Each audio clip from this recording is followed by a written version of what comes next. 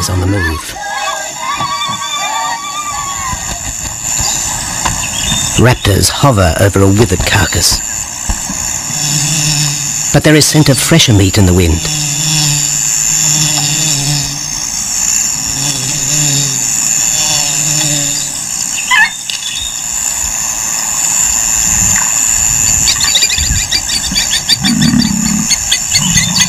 Pickings have been slim for Nabamba's pride since her fight with a startled warthog. The lioness is limping from the encounter. And even the pride's big male, Jabu, wonders when his next meal will come.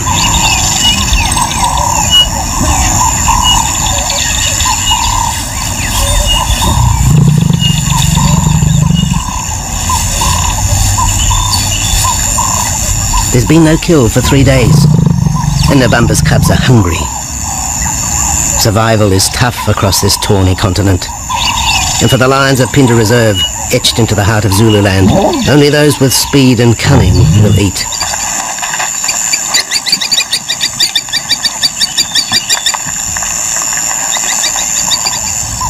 For this pride anyway, it's been a long time between meals.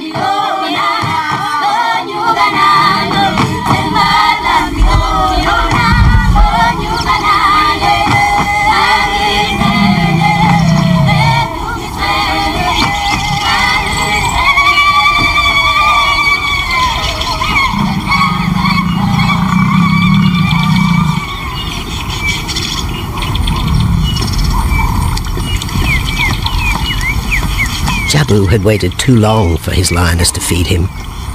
Overnight, his stealth carried him into the path of a careless zebra. The rest of the herd is still skittish. One animal had already lost his tail to a hungry pride, but for the dazed stallion, it was all over in seconds.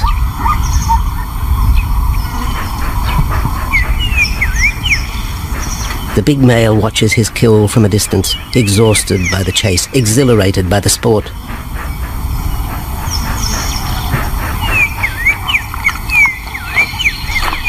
Jabu will feast later. Tired from the hunt, he needs to rest.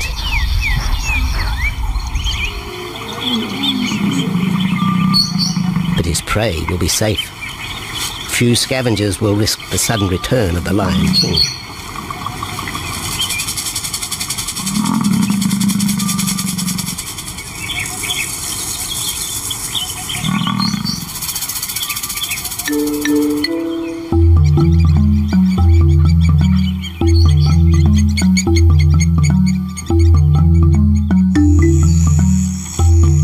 Zulu trackers follow the spoor of Nabamba's pride across Mziki Marsh. This vast tract of savanna is favoured by the lions in the dry air of winter, but it's a region also shared by Pinda's giraffe and white rhino population.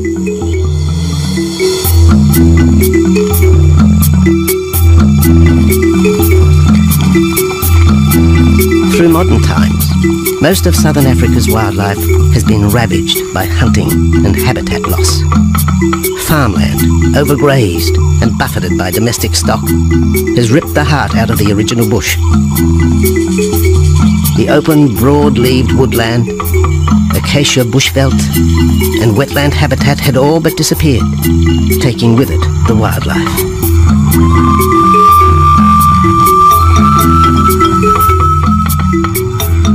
A few years ago, the Pinda project was born.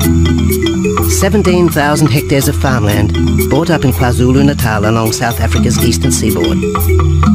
What followed was the largest game restocking program ever seen on the subcontinent.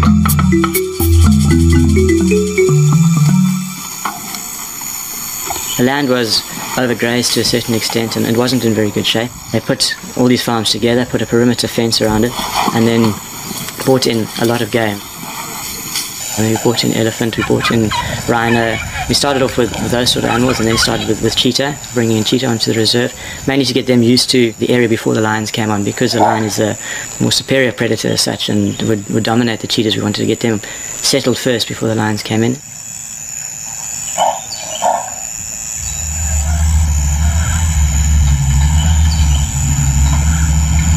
Andrew Lewis is habitat manager at Phinda, one of those committed to the restoration of southern Africa's ecosystem.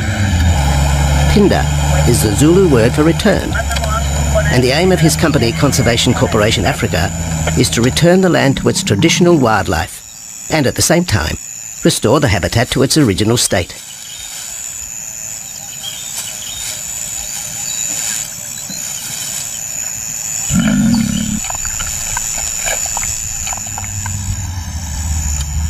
Phinda is cautiously open to top-level tourism, limited and luxurious.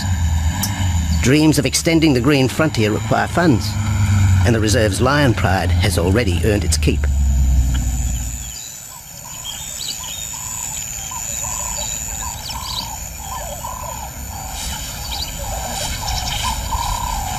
The lions on this property are actually generating revenue for the property through ecotourism, and that they are a benefit to the wildlife because of the draw card. And a few animals, lions, elephants, for example, and rhinos, and possibly giraffes, but those are your main ones that people come to see.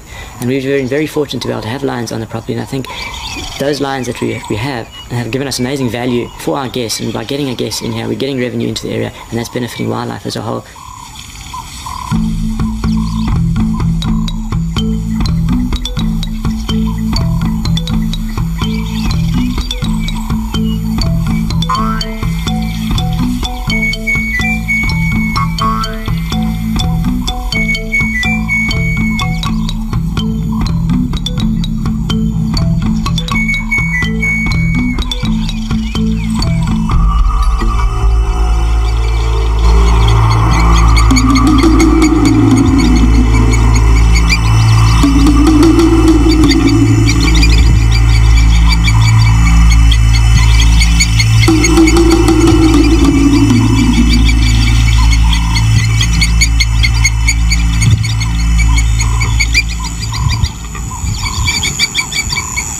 Jabu has returned to his kill. He licks the bloated carcass, but still there is no feeding. Lions will gloat over their prey, delaying the first bite until the meat ripens. For Jabu, the prospect of the meal is to be relished as much as the eventual feast.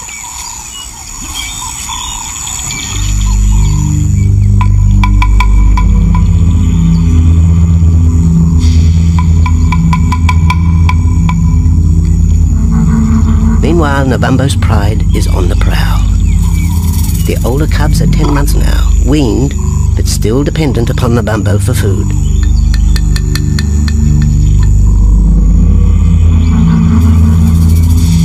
The cubs are learning to stalk, but they won't kill for another 6 months. Young male lions are usually ejected from the pride when they are about 2 years old.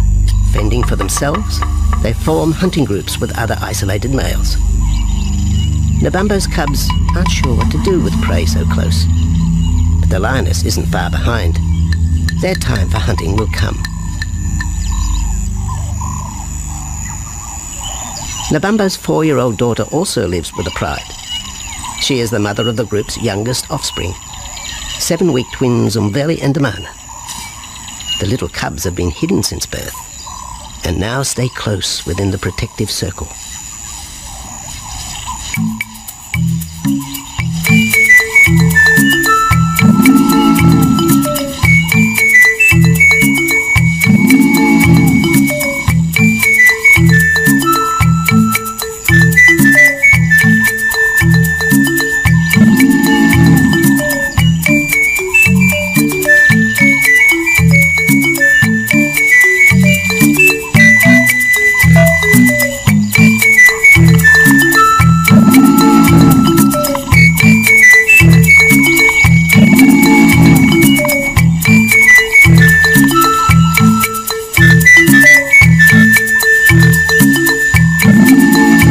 has little time for his small cub.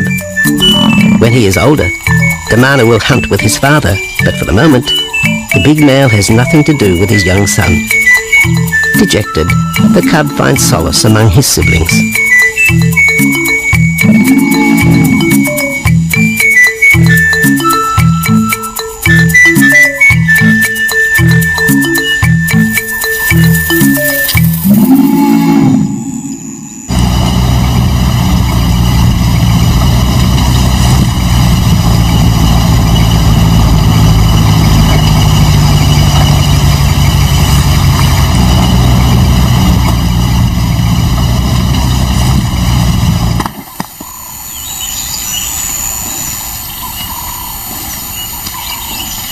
A young giraffe lies helpless in the grass.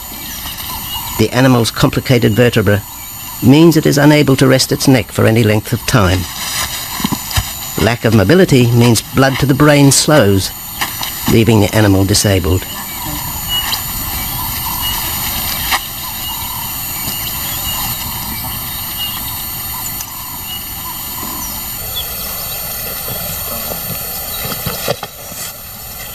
Efforts to lift the head fail, and rather than leave the giraffe vulnerable to predators, the young bull is shot by rangers.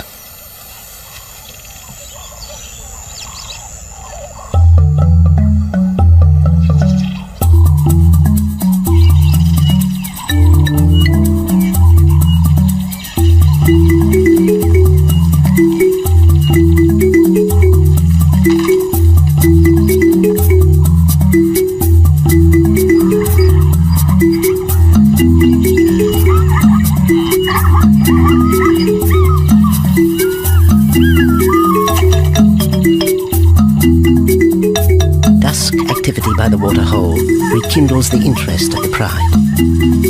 Nabambo is typical of most big cats.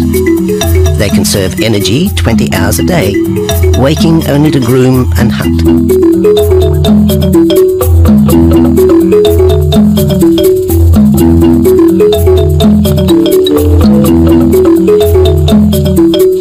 The lioness shows little sign of her injured leg, but the tusks of the warthog have torn sinew and muscle, slowing her in the pursuit of prey.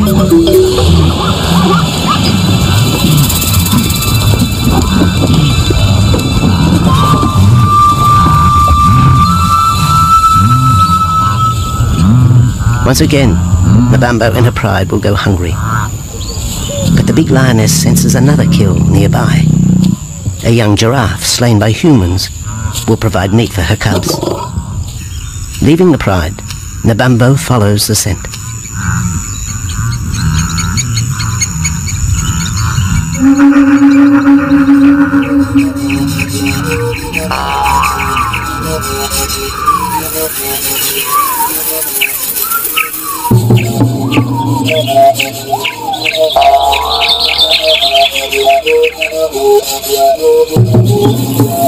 Left alone, the older cubs know the drill. They will wait for Nabambo's call to take them to the kill.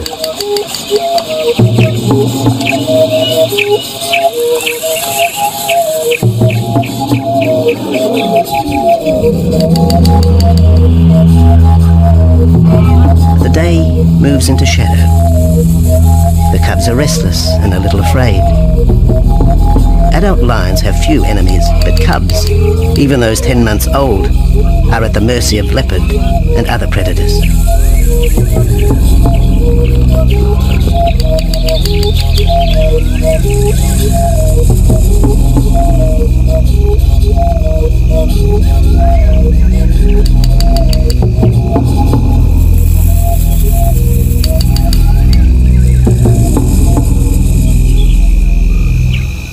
Nabambo has reached the kill, but her daughter is there first. Even though females hunt together, rivalry for the prey is fierce.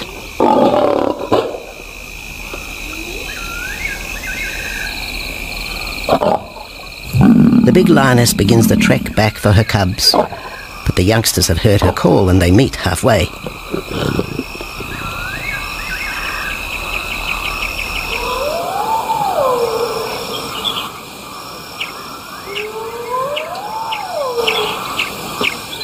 Nabambo settles herself in the long grass. The cubs are unfamiliar with her behaviour.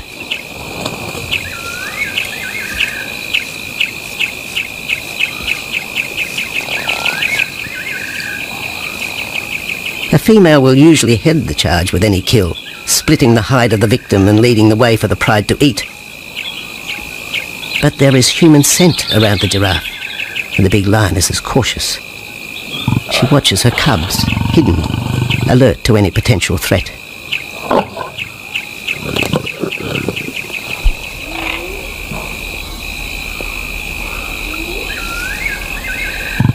The cubs are curious, confused by this new smell.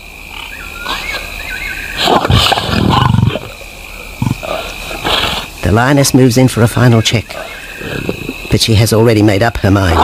The carcass is tainted. There are foreign traces, a dangerous ambience. Instinct tells her this is not food fit for her cubs. Disappointed, Nabambo moves away, the scent of another night stalk already in the wind.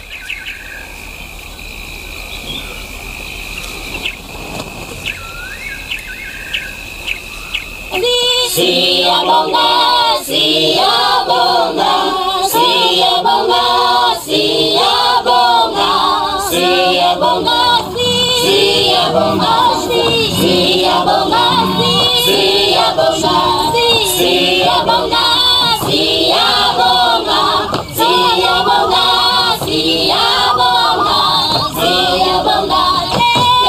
Thank you. After 2 days, Jabu has returned to his kill with another younger male. 3-year-old Tembi is a son from a previous liaison with Nabambo, and the two paired up after Tembi was ousted from the pride.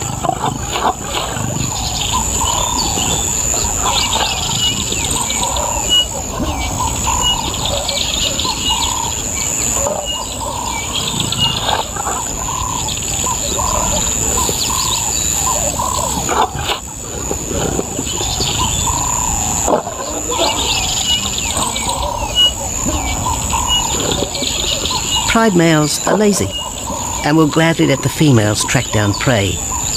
But the theory that males won't hunt is a fallacy. Any hungry male will hunt for himself when no free lunch is provided by the lioness, hyenas or other predators.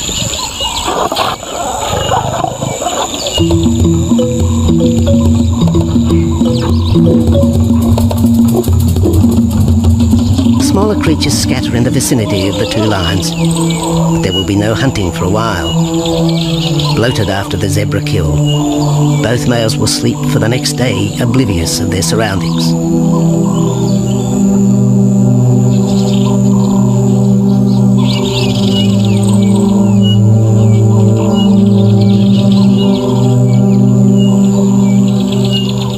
Lions hunting in pairs or groups have a success rate of around 30% in daylight, but studies show single hunters are more successful at night.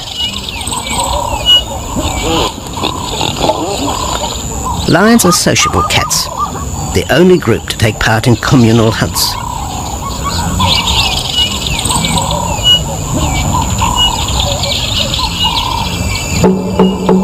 Ambush is an important part of the lion's strategy. Often one pride female will round up the prey from the front, driving it towards a second lioness.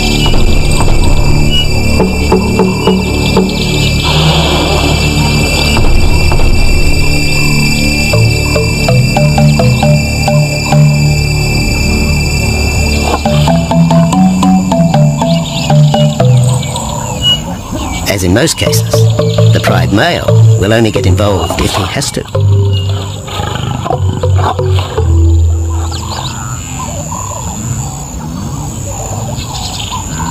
Accidents involving humans are rare in southern Africa's game reserves. Our primal fear of being eaten has been well documented, but in fact, lions seldom attack if they're not provoked. At Phinda, great care is taken to limit the number of people viewing game. Emphasis is placed on causing the animal as little stress as possible.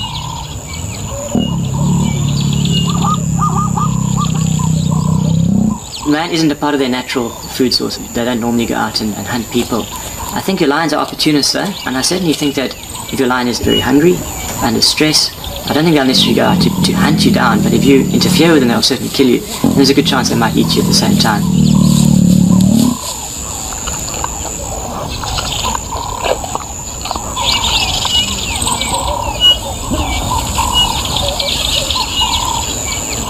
With all animals, it's how you treat them is what's the reaction you're going to get back from them. Certainly at Phinda, all our guides go through a training course and they're all brought up to a certain standard. There is a certain operating ethic with regards to viewing animals, and we certainly try and be as sensitive to the animals as possible.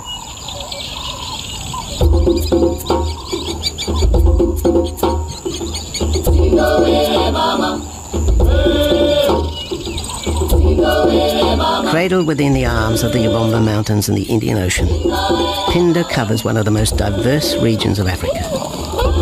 Here are found 7 different ecosystems, from palm savanna and bushveld to rare sand forest and dense thorn bush, all restored from the pastoral belt which had swept down the east coast.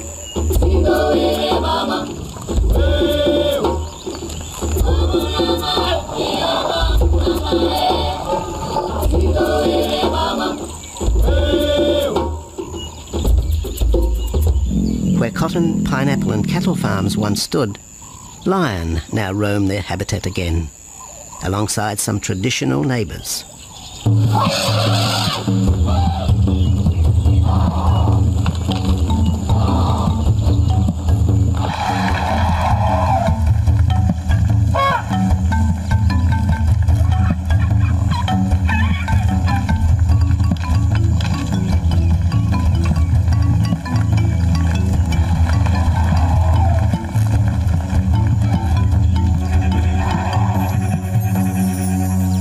Phinda sees its responsibility to the region extending beyond restoration of habitat and wildlife. It provides schools and a clinic for the local Zulu community, as well as employment. In the eyes of Andrew Lewis, essential ingredients for a successful operation. It's very important to involve the communities around your reserve because they have to benefit as well. There's no point in just taking land, get some investors to invest in it. But if you don't allow the people who are on the periphery of that reserve to benefit from it, you're going to have an immense problem with poaching, and they're going to cut your fences down, and you're just going to have an uphill battle.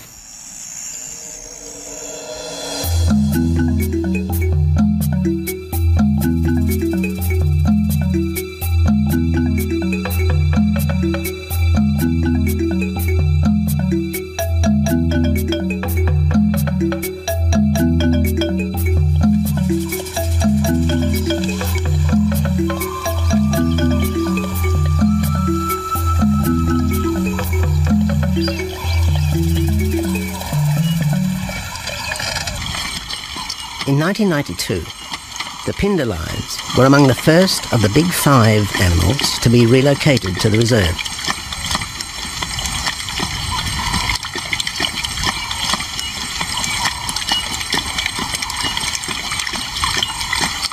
The original pride came from the northern province of South Africa, a vast scrubby region flanked by the ragged Drakensberg Mountains near the Mozambique border.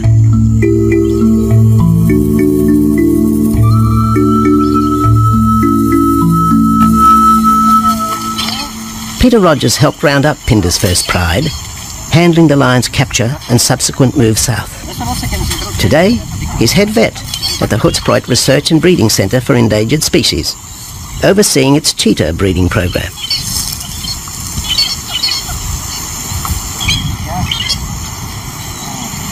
But it's the discovery of what's believed to be a long extinct strain of lion that has put Peter's centre on the map.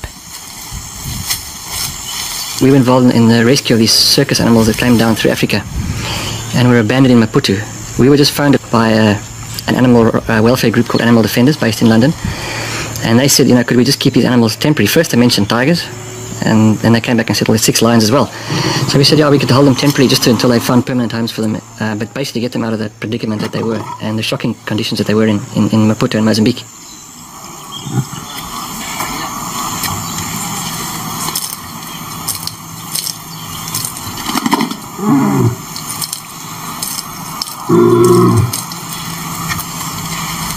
When the lions arrived at the breeding centre, Their size, pale colouring, and the male's thick black belly mane put them into the category of the Cape or Barbary lion, not seen in the wild since the early 1920s. A few still exist in captivity, and a male and female were brought to South Africa from an Italian zoo for breeding purposes. But attempts to mate Akef, the big male from the ill-fated Mozambique circus, with the Italian female are proving difficult.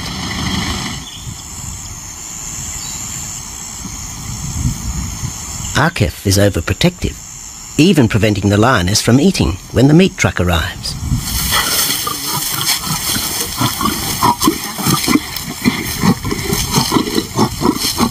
Finally though, Sisi makes her breakthrough.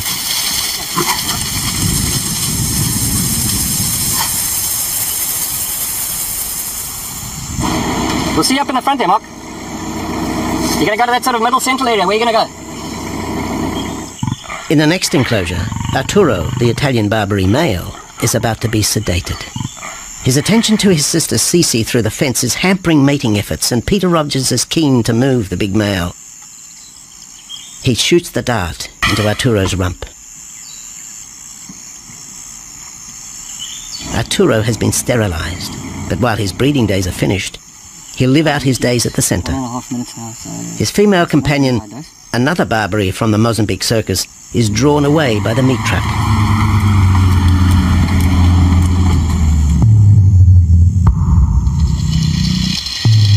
It's 20 minutes before the anaesthetic takes effect.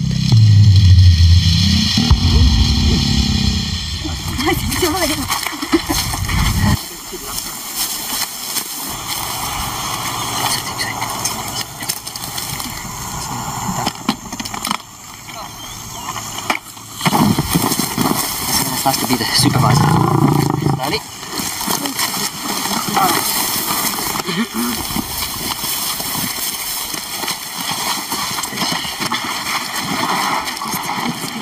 You'll need all your help at the bottom just to put him back into the cage, okay? 1, 2, 3. Yeah.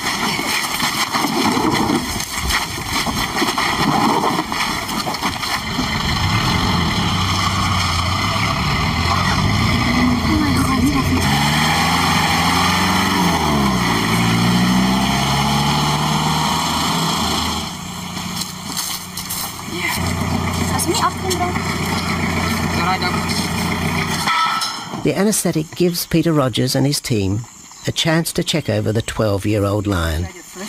He'll spend a few weeks in this cage before being returned to his enclosure for observation. I still want to inject him and everything, Mark.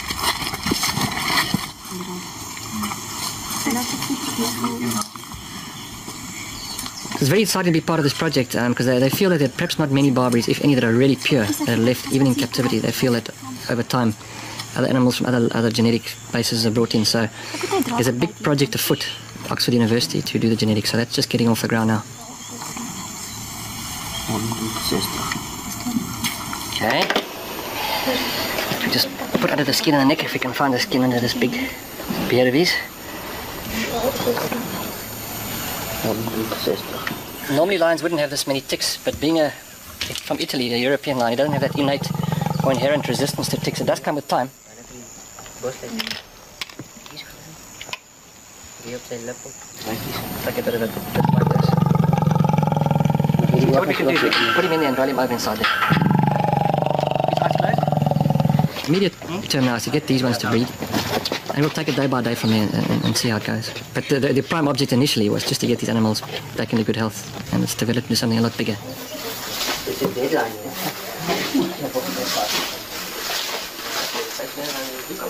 Yeah.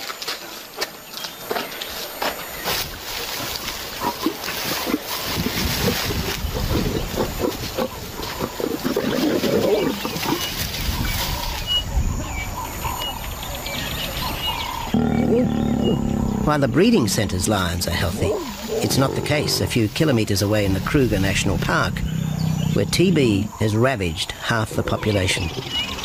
Infected buffalo have been blamed for the outbreak, primarily in the south of the park, and attempts are being made to fence off the diseased area.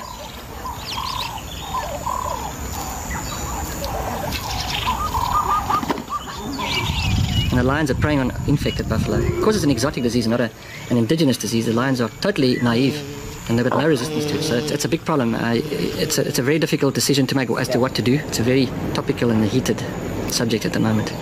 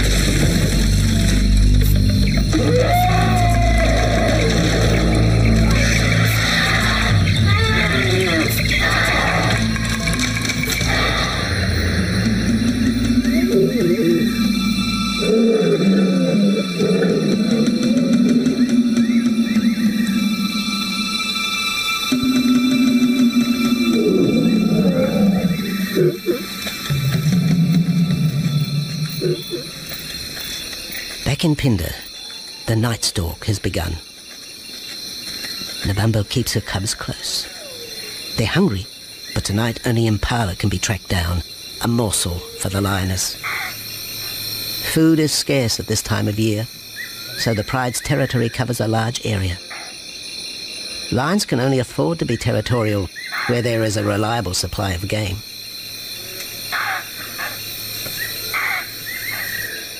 Jabu wants to mate. He's been with his pride for nearly a year now. But Nabambo would prefer a larger group of males around her. Eventually, though, Jabu will have to join forces with other males to have a chance of keeping this pride. The big male is only 7 years old and a fine specimen, weighing in at just under 200 kilograms. For the moment, he's secure. Although tonight, Nabambo has hunting on her mind.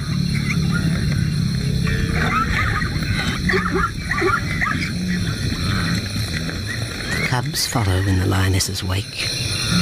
If there is a kill, she will feed first. Often, weak cubs lose out to a hungry mother. High juvenile mortality rates are the result of lean times.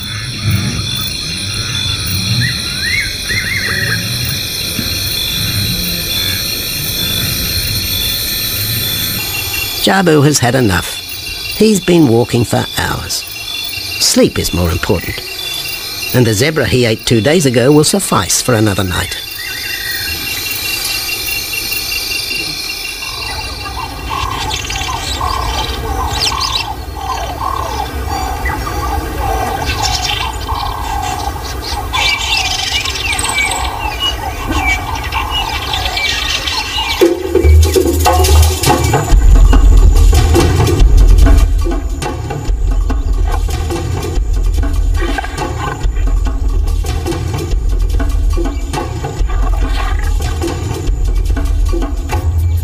Nabambo has made a kill, a young Nyala buck. It's been 3 days since the pride has eaten, and this will provide meat for them all. But the lioness will eat first.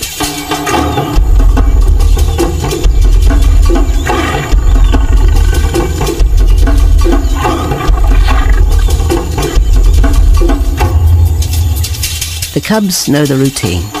They will get their turn. But Nkosi is hungry. He creeps towards his mother. As the biggest of the cub,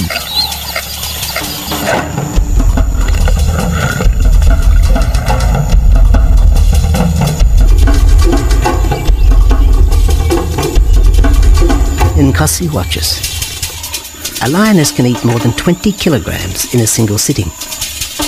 This could be a long wait for the little cub.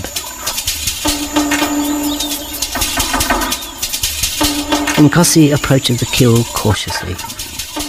Sometimes a lioness will turn on her cubs, but today Nabambo is pleased with her efforts.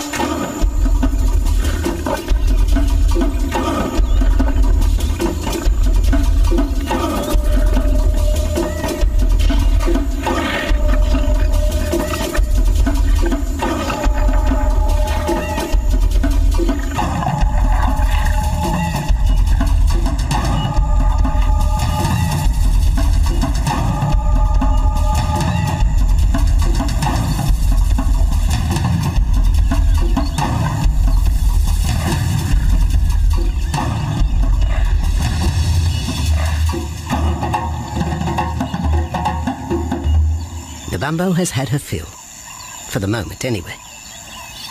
Lions never eat the stomach of a kill. She will bury it before dragging off the carcass. This way, hyenas and other predators are thrown off the scent. The evidence has been buried. The carcass is no more.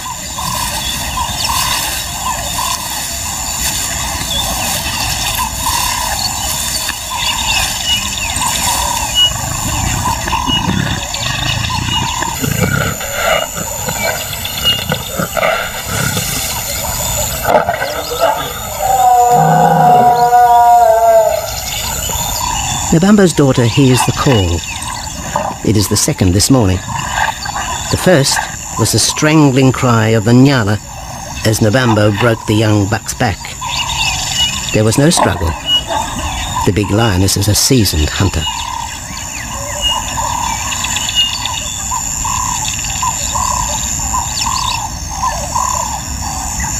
The rest of the pride will feast on the carcass after Nabambo retires. But first, they will drag it into the bushes, away from prying eyes, away from raptors already circling the kill scene.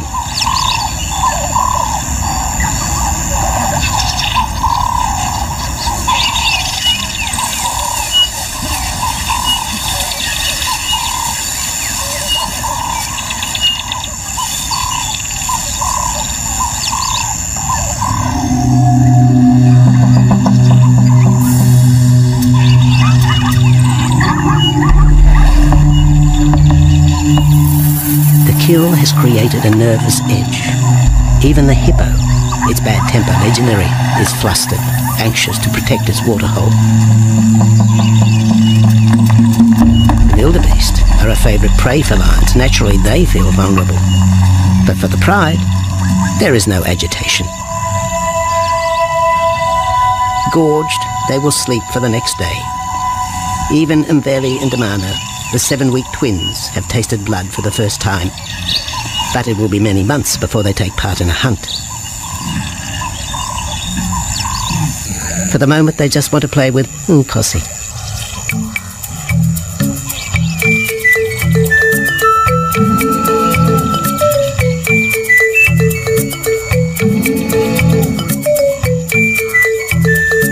The older cub is beginning to take on the shaggy mane of the bigger males.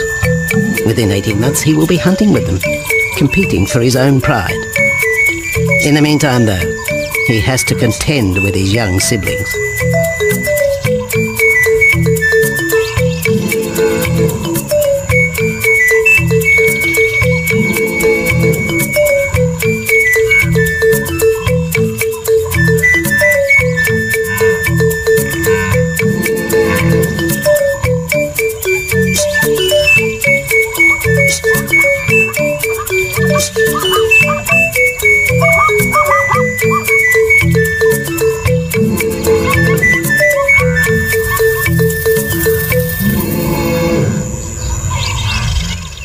Jabu rejoins the pride. He has missed out on the kill, but he didn't share his zebra with the rest of the pride the previous day.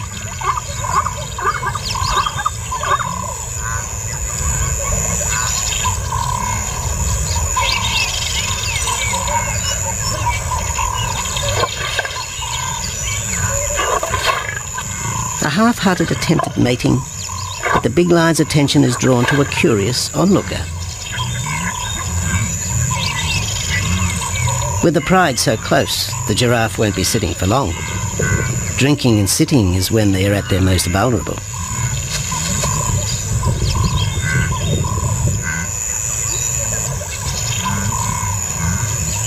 Jabu keeps an eye on his group. Pride takeovers by other males are common, and savage fights can occur between the pride male and the intruder.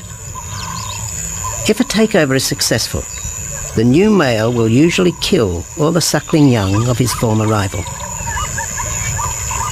When a nursing mother loses her cubs, she comes into heat within a few weeks. The normal interval between cubs is about 2 years, with a gestation time of 3 to 4 months.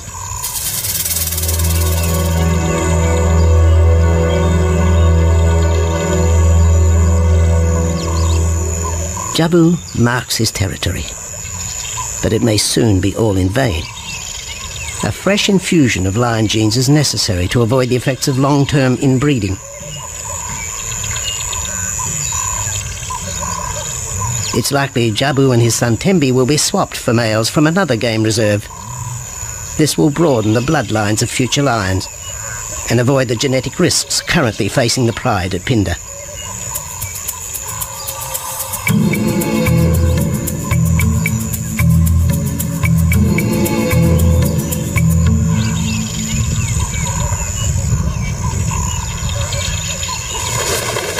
Vultures have found the dead buck, but there is little left of the carcass.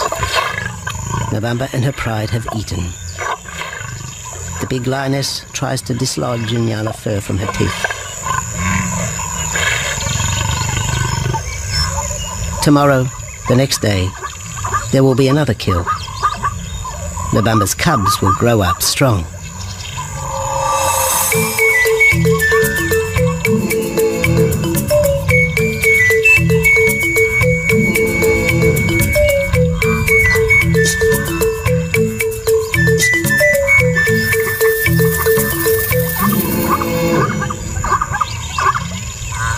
The lion is the greatest of all predators, the essence of all that is Africa. And yet, there are fewer than 50,000 left in the wild. The future for the species lies in managed reserves such as Phinda. Here in Zululand, the lion roams free for the first time since the beginning of this century. At Phinda, the philosophy has always been simple. Africa's wildlife land, undervalued and underutilized, is the continent's most precious natural resource. Focusing on the animals, their habitat and local communities is just the beginning of an African renaissance. Phinda is, after all, the Zulu word for return. Maybe, too, it's a chance for man to redeem himself just a little.